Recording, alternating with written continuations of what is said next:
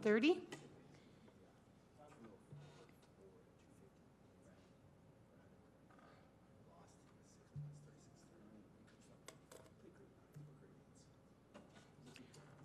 Going to begin, Mr. Westerson, with you starting with a roll call.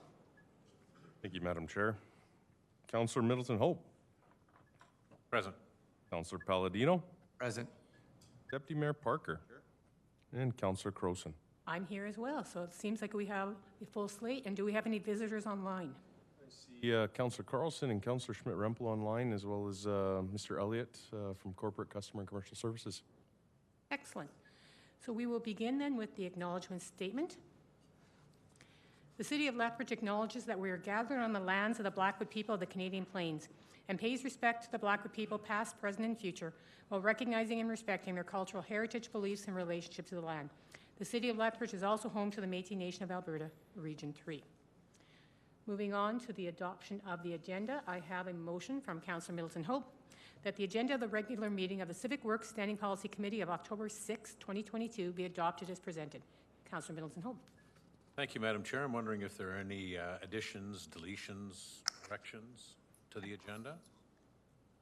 Not adding cats because we're doing dogs? Oh, sorry. No. Great. Then I call the question. Thank you. Question's been called. All in favor? Passes unanimously.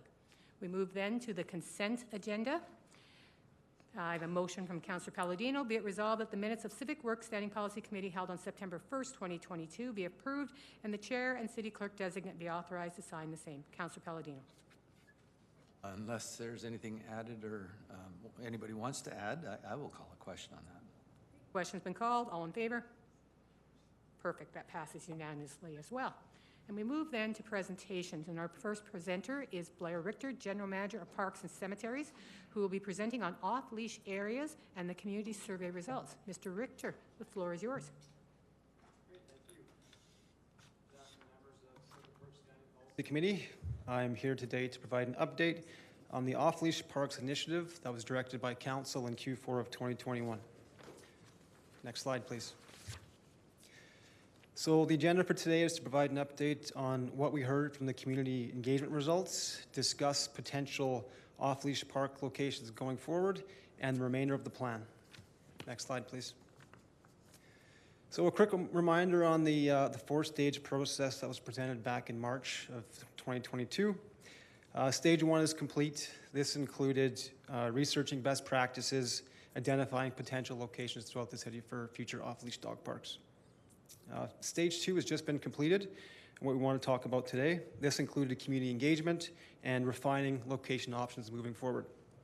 Stage three will be to perform targeted engagement with residents potentially impacted by a future dog park and recommend locations going forward. And stage four, lastly, to be receive direction from Civic Works and Council and implement as directed. Next slide, please. So let's get into the survey results. Between May 30th and June 27th of this year, a community survey was open to the entire city and was placed on the city's Get Involved webpage. It was promoted on Facebook, Twitter, and was a top scrolling banner on cityoflethbridge.ca. We ended up receiving over 2,000 responses, which is, from what I've heard from communications, is well received. Next slide, please. The first question we asked people was which area of the city they lived in. You can see the west side was the highest at about 55%, south was 22%, north at 20%, and downtown at about 1%. Next slide, please. When asked if respondents owned a dog, 91% said they did. We also asked if everyone was in favor of adding additional dog parks, and approximately 86% of respondents were in favor. Breaking this down a bit, 91% of dog owners were in favor of additional dog parks, and only about 44% of non-dog owners were in favor of additional dog parks. Next slide, please. So the chart you're seeing on the screen here was we wanted to ask people what were the important elements or items of a dog park that they wanted to see moving forward. Respondents were allowed to select a few different options in this question. As you can see by the results, number one was cleanliness and maintenance. Number 2 was a large space for a dog park. 3 was they wanted to be able to walk to it. Number 4 was adequate parking. And number 5 was a fenced off-leash area. Next slide, please. We also gave respondents an opportunity to choose their preferred locations in the city. We provided 33 locations for people to choose from, and they were allowed to choose up to 5 choices. Here are the top 10. So you can see at top is Coalbanks Park. You say Nicholas Sharon. Henderson, we've got Nicholas Sharon twice because it's a large space and there were a couple potential opportunities at that park. And you can see the remainder of the top 10 list there. I want to take a moment to talk to some of the comments we received in the survey to help give you an idea of some of the text comments that people provided to give you a bit more idea of what people were thinking. Enforcement was the top item mentioned. So people want to see better behaved dogs. They want to see people picking up after their dogs, those kind of things. There was lots of comments about improving existing dog parks before building new ones. Don't build them near playgrounds, not near houses. And actually, funny enough, the two on the top 10, Coalbanks and Kodiak, we actually received several comments specifically asking not to build in these parks. Next slide, please.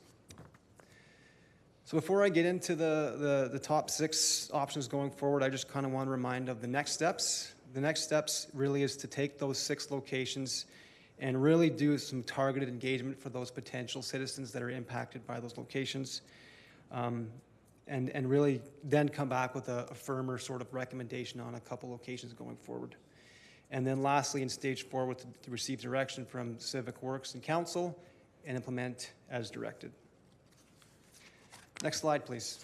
So how did we come up with our recommended locations? It was a combination of 3 different things. The first being the community survey results based on locations that the people chose. The second being the administration scoring based on several criteria. So administration scored each park based on proximity to houses, existing parking already there, potential conflicts with other parks, pathways already existing, the size of the space, the shape of the park, proximity to existing dog parks, the terrain, and shade opportunities. And the last criteria was the active dog licenses in the city. So we took each neighborhood and ranked the number of dog licenses within those neighborhoods, provide our overall ranking. Next slide, please. So with that, here are the 6 locations we want to bring forward for further engagement. So Nicholas Sharon Park, Coalbanks Park, both on the west side.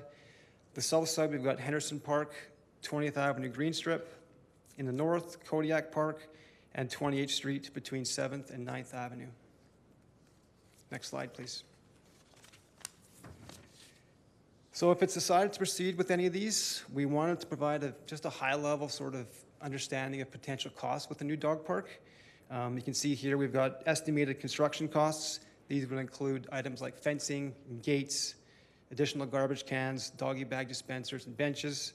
These costs do not include extra elements like potentially of a more enhanced design, dog amenities like toys, and extra fencing for small dog areas within a dog park. In terms of maintenance costs, since all these locations are existing irrigated green spaces, the additional costs are really only around sort of the extra time for mowing inside these spaces, trimming around fences, and repairing any amenities that might get broken along the way. It also does not include picking up of dog feces from park staff or additional turf repair, as the turf gets generally destroyed by dog use. Next slide, please. This concludes the presentation. Before I open it up for questions or feedback, I just have a quick announcement on the new dog park opening on the north side. So next Thursday, October 13th, we're going to be having a little opening celebration at 10 a.m. And if you haven't already received the invitation, you can expect one. Just a fun little event to open the new dog park, announce the new name, and show off the new park that we built on the north side. So with that, I'll open it up for questions or comments. Thank you, Mr. Richter. Before we ask any questions, I'll just confirm with Mr. Westerson. I don't see anyone in the audience, but did you have anyone in the community who wished to speak on this? Did not. We will open it then to council questions or committee questions. Councilor Palladino. Thank you, Madam Chairman. And thank you, Mr. Richter. First, let me say I noticed you're receiving many compliments from the public on the improvements in the city park system, and not an easy task for sure. And when I happened to ask you for a city trail map, it appeared in my inbox like immediately, so I'm one of your biggest fans. Thank you. This might change depending on the questions or the answers to my question. As I understand it, you're recommending 6 locations to explore further, correct? That's correct. We're ranked, to get to the 6, they were ranked based on criteria such as parcel size, parcel shape, proximity to homes, potential conflict with existing uses, including dog-to-dog conflict and parking, etc. Is that close? Yep. So what boxes were checked off that guided you to believe the 20th Avenue Green Strip was a good location? Do you recall what attributes it has? So a couple things. It's a very easily accessible park, as it's got one of the highly used park trails in the city, so easy to walk to. It's technically an unused space at the moment. So there's no other existing amenities in the park. There's no playgrounds. It's really just an open green space. So we figured it was a really good opportunity to do something different with sort of this unique unused green space. I would argue that's probably an example of where not to put an off-leash park. You know, Don't think we're getting into arguments about it, okay, just questions. all right. Well, I got a couple other questions, and well, you probably guessed by now I live on the Green Strip, not in the Green Strip, but on the Green Strip. How do I visit my neighbors across the Green Strip? Will I have to jump 2 chain link fences to get over there? That's a good question. So we haven't done any major designs on these parks, but there's a possibility that you would have to do that. Or we'd put gates in convenient locations to allow people to walk through. The Green Strip is kind of an ornamental walkway or connector from the river through the Sugar Bowl, and then through the Green Strip and on to Henderson. I just wonder, it's home to more than just off-leash dog stuff, and I'm worried about the conflict. Yeah, so I'll add one more comment on that. So initial looking at the park, we wouldn't block off the pathway itself. So the park would be on one side of the pathway, which would enable walkers to walk through without having to go through the dog park. So we wouldn't eat up the entire green space for a dog park. So have you looked at the width of this? Have you measured the width of this thing? On a map, yeah. Like it's 40 meters wide. Yeah, on the northeast corner, there's a fairly significant chunk that provides ample space, and then there is that sort of that long linear strip which doesn't enable dogs to run for long distances. Must be confused. I'm thinking of something like you have on Scenic, where it's acres and acres of land, and this is maybe 3 acres in total. Anyways, I'm looking forward to the neighborhood consultations. Yeah. Thank you. Councilor Middleton-Hope. Thank you, and thanks for that presentation, Mr. Richter. I'm just wondering about a couple of things. Have we identified any issues with the Riverstone Park subsequent to the houses being built after the park went in? So have we got any concerns from neighbors in that area? I haven't received any. The one thing about that dog park in particular is that it was built before many of the houses were up around the park. So most of the people who were building or buying houses around that dog park kind of knew what they were getting into. So I have not received many complaints about that dog park. Okay, in that good. regard. I recall Councillor Carlson asking about existing fenced locations. Was that part of the process? Did we look at existing locations that may have fencing, and did we rule those out? Because it doesn't look like any of these have fencing. That was not on one of our main criteria, no. Was it a criterion that was even considered? It was thought about. The issue is we don't actually have many spaces that are already fenced. Unless they're in industrial or commercial areas. Pretty much. Okay. Did residents know how much the parks were going to cost before they voted on whether they wanted a park in their neighborhood? Okay, that might be something that they might want to know as the secondary portion of your engagement. Good, thank you. Councillor Carlson? Thank you, Madam Chair. Thank you, Mr. Richter, for the presentation, all the information that you've presented. I hope I'm not straying into an area of conflict, because I do live fairly close to one of the areas on the green strip, I think that Councillor Palladino was referencing as well. But I really like the area because it is an unused area, except pretty much for dog walkers. But I'm curious if any thought was given to possible co-location of amenities. When I look at this, and again, I'm on the green strip every day with my dog. When I look at this huge swath of unused greenery that we just spend to mow, I've always thought dog park, community garden, those type of amenities could be co-located there, reducing maintenance costs, et cetera, and giving more amenities for the residents in the neighborhood. Is there any thought to co-locating different things? Like if you put in a dog park,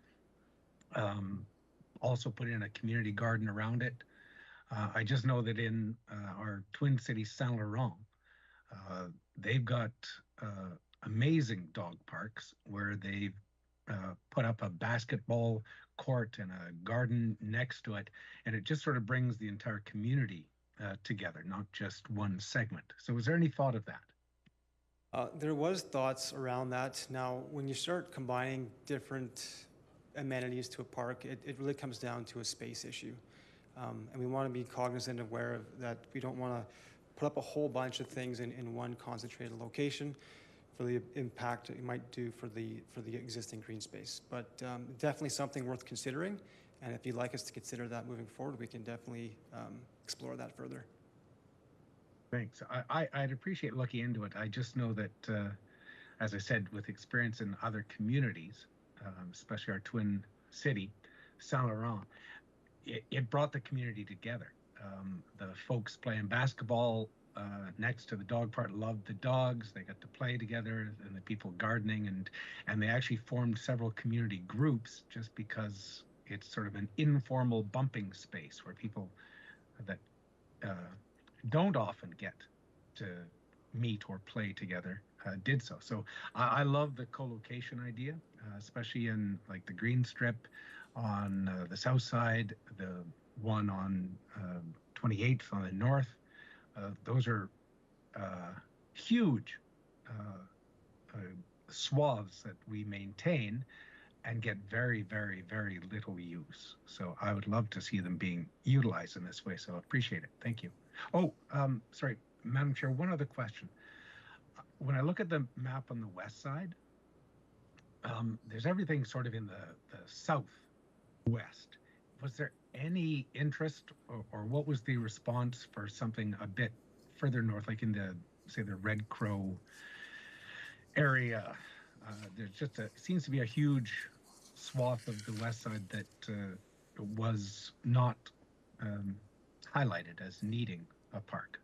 Yeah, so on the west side, the top five were Nicola Sharon, Coalbanks, which we've talked about, Assiniboia Park, which is north on the northern side of Whoop-Up Drive, Heritage Road Park as well is on the north side of that, and then Columbia Park. So those are the top five on the west side of the city. And what maybe led us to choose the ones in the sort of the southern area?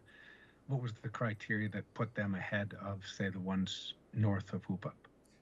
Again, it was the locations chosen by the community, as well as a combination of administration's rankings and then the number of dog licenses.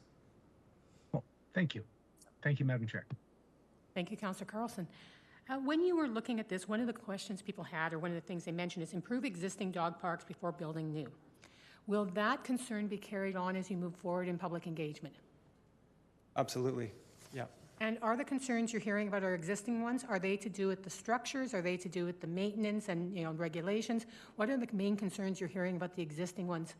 Yeah, so in terms of just general maintenance, a lot of complaints about turf maintenance. So for example, Riverstone, it's a small space and it gets chewed up by the dog. So there's a lot of complaints about turf maintenance. Scenic Drive complaining about adding more garbages. Now, of course, that's a very unique space. It goes down to the coulees, and it's more of a maintenance issue for our staff to get down there to collect those garbages. One of the things that was mentioned was around improving bylaw enforcement in our dog parks to try to encourage better behavior. And then some of the other improvement opportunities were larger sort of capital asks, like adding washrooms, lighting, and then some enhanced signage. So if you put it into an existing park that already has washrooms, those costs would be covered by the park itself already. Right. Did you look at any environmental concerns as you were moving forward? Because I know I hear that from some of the Scenic Drive one and from anyone's in the River Valley. Was that a concern at all? Yeah, it was. One of the things, in the results was a lot of comments about avoiding wildlife areas, right? So snakes, those kind of things. So we did consider that. We also obviously kept in mind some of our nature reserves in the city and stayed away from those areas. So it was part of the ranking that we did internally as well. And do we have sort of an upper limit idea at any time? Like in a city of 100,000, with the number of dogs we have and how we're spread out, what is the appropriate number of dog parks to have in the city? That's a good question. I'm going to bring up I've got some benchmarking data to share with you if you'd like to hear it. I just can find it. Bear with me for a second.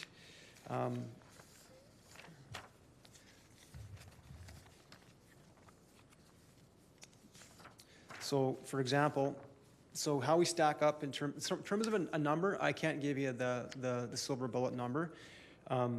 Medicine Hat, they have 2 specific dog parks, but then they also have a lot of open space in their coulees. They let their dogs off leash in all their coulee areas, so they've got a significant amount of space regarding dog parks. They've actually got about 14.84 hectares per 1,000 residents. We're around 0.7. We've got the five spaces now, and Calgary's ahead of us at 0.89 hectares per 1,000 people, so we're not too far off.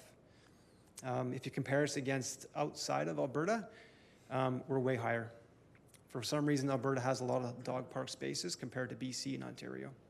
So have you ever come across a community that has said, we just built too many dog parks? Like, is that a possibility? I suppose. I guess it comes down to what the public wants. If the public feels there's too much money being spent on dog parks or there's too much space being allocated to dog parks, I don't have the answer for you, Councillor Crowson. But more as we go through engagement to find out what the public is looking for. Thank you. Councillor Palladino? Thank you again. 2 quick questions.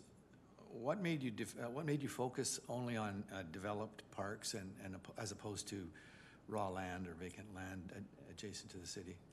Yeah. So are you speaking to like coulee land? Is that what you're? Yeah. Yeah.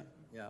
Like by that Gold Canyon, west of Gold Canyon, there's a lot of vacant top land up there. Yeah. Yeah. And we did explore coulee lands. A couple options were the Riverstone coulees, Paradise Valley, which is nearby as well. We looked at 6 Mile Coulee Park, and it also scored quite high on our rankings. The thing that sort of took it out of the running for us was the location. Not a real convenient location. I know in the previous Civic Works meeting, it talked about having these more centrally located, and so we kind of determined that was an important factor in our selection. Thanks. And the second question was, explain how the active dog license information in your report helps to determine where most potential users live. Like, I know it'll tell you where they live, but what does it matter if I have a leash or if I don't have a leash? Yeah, it might. So in terms of people wanting to walk to a dog park, it might improve the accessibility for people, and you might get more walkers there. Less impact on any parking spaces potentially. So again, speaking from the last Civic Works meeting, there was this informal statement about centrally located parks within the city, which is sort of an important factor for our scoring. Thank you. Thank you. Thank you, Mr. Richter. My queue is cleared of questions, so if you'd like to have a seat, we'll move on to the motion. And the motion is a 2-part motion, and it's coming from Councillor Middleton Hope. Be it resolved that the Civic Works Standing Policy Committee recommend that City Council receive this as information. So that would be what's going to Council. And further be it resolved that Civic Works Standing Policy Committee refer this item back to administration to perform further investigation and targeted engagement on 6 potential dog park locations and report back, and I'm assuming report back to Civic Works, in Q1 2023. Councillor Middleton Hope. Thank you, Madam Chair, and thank you for the presentation. I thought it was very informative. Are there any other questions from any other members of the committee? Questions? I do have one comment. Because there is no guideline about how many parks should be made, it is absolutely essential that we do this engagement. So I'm going to strongly support that, because it's the only way we'll know how many to actually build is what the public tells us. Very good point. Thank you. Hey, Madam Chairman. Also, what it might look like. I think there's some confusion, at least there is in my head, about, letting them run loosely on the coulees rather than a fenced-in area. I just want to know if there's any pictures of or photographs or designs that can be. You're suggesting in the work that the administration does, not only talk to the community, but talk to the community about where they go, but also what types, the size, the nature. Right. Is that something that we could easily add on to this as you're having the conversations? So I think that probably will be a good idea to have not only the pictures, but there was a comment about the cost. So we can actually have pictures of park that looks like this will have this cost. Park that is smaller will have the cost like the table that Mr. Richter presented. And that will give residents an opportunity to visualize what we are proposing and have a better idea when they make their decision or And we'll have a better idea of what they have said yes to or no to when it comes back to us. Back to you, Councillor Middleton Hope. Madam Chair, I don't think that requires an amendment to the motion. We're just good with what we have. As long as the administration understands and we understand what we're asking for. we will make sure we include all those. There's no other discussion, then is there any additional debate, perhaps? Needs to be jumping up for that. Then, Madam Chair, we'll call the question. Question's been called. All in favor? Passes unanimously. Thank you, Mr. Richter, very much for the presentation. And now, when he leaves, we can say we all let the dogs out. Oh, sorry. I couldn't resist. Sorry. I'm on a Friday mode, obviously. And we move now to our second presentation of the day, which is Lorian Johansson, Heart of Our City Committee Chair, Andrew Malcolm, Urban Revitalization Manager, speaking on Heart of Our City Committee Governance and Strategic Roadmap. And I know that you have some support as well with you, so you're not alone in your presentations. I'm never alone. Well, welcome, and the floor is yours. Thank you, Madam Chair. Okay, and good afternoon. For those of you who don't already know me, my name is Lorian Johansson, and I'm the current chair of the Heart of Our City Committee. Thank you for your time today. I'm not going to read these slides verbatim, but zoom through them with just hitting some highlights. Slide, please. For 15 years, the HOCC has worked with the BRZ and the Urban Revitalization Department to strengthen and revitalize our downtown core. Next slide, please. Our responsibility is to be the champion of the Heart of Our City Master Plan, to be a catalyst to the SPCs and Council, and to be the voice of our community. We have representatives from many important stakeholders, such as the Chamber of Commerce, Economic Development Lethbridge, the Allied Arts Council, the Lethbridge Historical Society, our Indigenous peoples and the development industry, and our BRZ and BIAs. Slide, please. Here are some of our successes. Slide, please. We have faced many challenges, the COVID-19 pandemic being one of the most unexpected, but I'm very proud of the team and our partners for pushing through. 3 of the pillars of the master plan received the majority of our focus over the last several years: exciting and vibrant, complete neighborhoods, and governance and strategy. Next slide, please. We collaborated on the downtown brand, giving the core its own visual identity. We pushed the activity grant into the next stage of its evolution, reimagining it to support our events and nonprofits throughout COVID, providing $240,000 to 38 initiatives over 3 intakes. The Parklets and Patios program saw a 158% increase in permits, which kept our food-based vendors alive through the closures and the economic slowdown. Next slide, please. In addition to these developments, we were also able to support other public realm enhancements, as shown on the screen. The pollinator cafes and the solar system project. Next slide, please. And of course, Festival Square. With over 30 bookings and 100 hours of use, it's safe to call this a successful project. Next slide, please. The reconstruction of 3rd Avenue South has also been a success, and I look forward to seeing it continue through the up-and-coming warehouse district. Next slide, please. Within the mandate of creating complete and walkable neighborhoods, we have supported over 150 development projects in the core and seen the launch of the Neuron Micromobility Program. Next slide.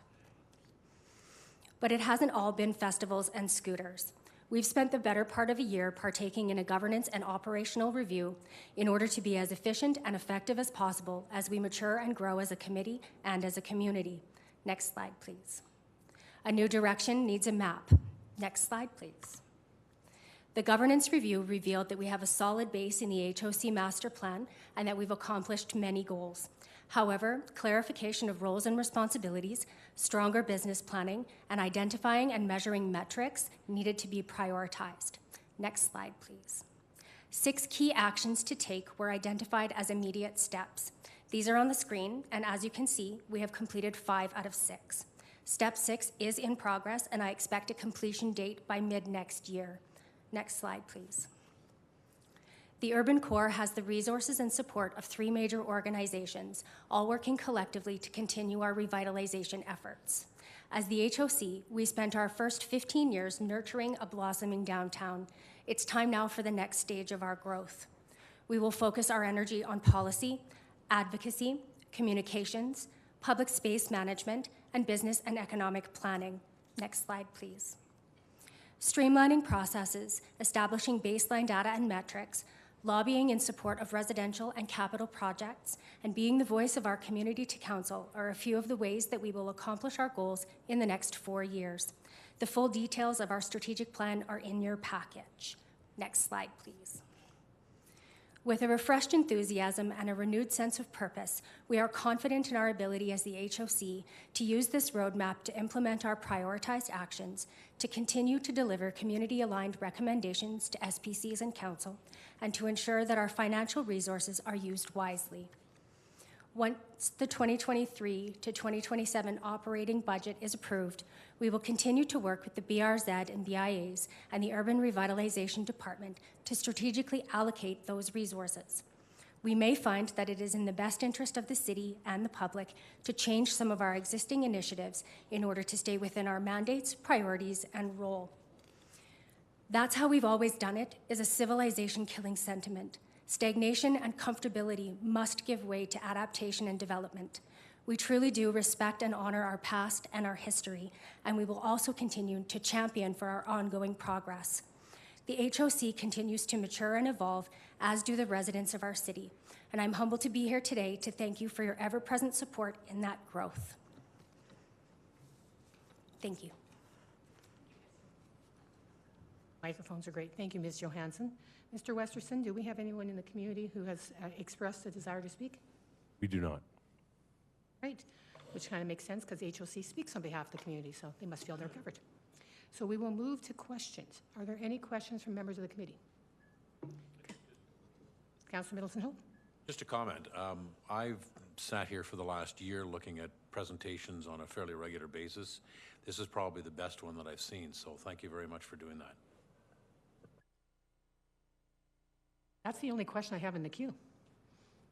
So I thank you all very much. I don't know if you were expecting anything difficult today. One never knows what to expect, but thank you very much. Thank you. Well, so we will move then to the motion. I have a motion by Deputy Mayor Parker. Be it resolved that the Civic Works Standing Policy Committee receive the Heart of Our City Committee Governance and Strategic Roadmap as information. Deputy Mayor Parker. Call the question. Question's been called. All in favor? Passes unanimously. And our next motion is we're out of here. We're adjourned. That was the meeting. 32 minutes.